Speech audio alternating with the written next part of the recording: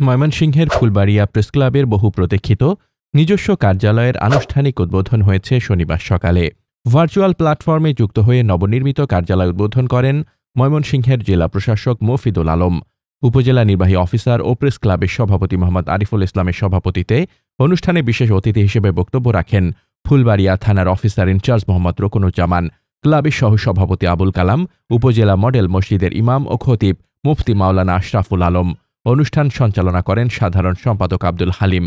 অনুষ্ঠানে আরও উপস্থিত ছিলেন সিনিয়র সাংবাদিক রফিক আহমেদ মিঠু, নুরুল ইসলাম খান, SM গোলাম ফারুক আকন্দ, সাইফুল ইসলাম তরফদার, আসাদুজ্জামান আসাদ, এনায়েতুর রহমান, রফিকুল ইসলাম, মোত্তালিব দরবারি, আব্দুস সাত্তার, হাফিজুল ইসলাম স্বপন, আল ইমরান, হেলালুদ্দিন উজ্জ্বল, শহীদুল ইসলাম প্রমুখ।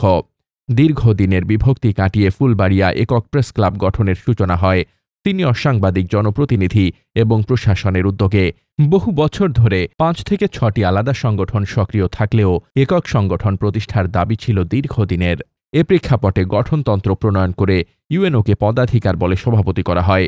2024 সালের আগস্টে দেশের পরিবর্তিত পরিস্থিতিতে সাংবাদিকদের ঐক্যের সুর আরও জোরদার হয়। পরবর্তী সময় 2025 সালের 25 ফেব্রুয়ারি সভাপতি ছাড়া সব পদে নির্বাচন অনুষ্ঠিত হয়। নির্বাচিত কমিটির চেষ্টা এবং জেলা প্রশাসকের সহযোগিতায় উপজেলা সদরের পোস্ট অফিস রোডে একটি দোকানঘর বরাদ্দ পাওয়া গেলে সেখানে উদ্বোধন হয় প্রেস ক্লাবের বহুল কাঙ্ক্ষিত নিজস্ব কার্যালয়। উদ্বোধনী অনুষ্ঠানে বক্তারা বলেন, হলুদ সাংবাদিকতা বর্জন করে বস্তুনিষ্ঠতা ও সত্যের পক্ষে অবস্থান নেওয়াই সাংবাদিকতার আসল শক্তি। একক প্রেস ক্লাবের মাধ্যমে সাংবাদিক সমাজে শৃঙ্খলা, ঐক্য ও পেশাদারিত্ব আরও সুদৃঢ় হবে। মোহাম্মদ শামীম রেজা, দৈনিক খোলা চোখ।